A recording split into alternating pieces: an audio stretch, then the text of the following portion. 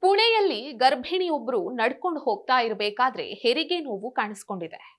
ಆಗ ಸ್ಥಳೀಯರ ಸಹಾಯದಿಂದ ವೈದ್ಯರು ರಸ್ತೆಯಲ್ಲೇ ಮಹಿಳೆಗೆ ಹೆರಿಗೆ ಮಾಡಿಸಿದ್ದಾರೆ.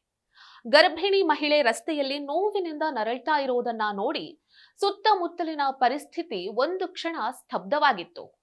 ತಕ್ಷಣವೇ ಅಲ್ಲಿದ್ದ ಮಹಿಳೆಯರು ಸುತ್ತುವರೆದು ತಮ್ಮ ಸೀರೆ ಹಾಗೂ ದುಪ್ಪಟ್ಟವನ್ನೇ ಪರದೆಯಂತೆ ಹಿಡಿದು ಸಹಾಯ ಮಾಡಿದ್ರು. ಅಲ್ಲೇ ಇದ್ದ ಪುರುಷರು ವಾಹನಗಳ ಸಂಚಾರವನ್ನ ತಡೆದು ರಸ್ತೆಯಲ್ಲಿ ದಾರಿ ಮಾಡಿಕೊಟ್ರು.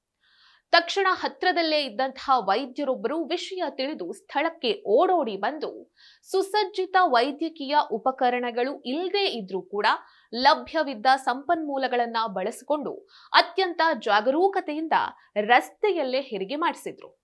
ಸದ್ಯ ಗರ್ಭಿಣಿ ಮಹಿಳೆಗೆ ಸಹಕರಿಸಿದ ವೈದ್ಯರನ್ನ, ಸ್ಥಳೀಯರನ್ನ ಸೋಷಿಯಲ್ ಮೀಡಿಯಾದ ತುಂಬಾ ಜನರು ಶ್ಲಾಘಿಸ್ತಾ ಇದ್ದಾರೆ.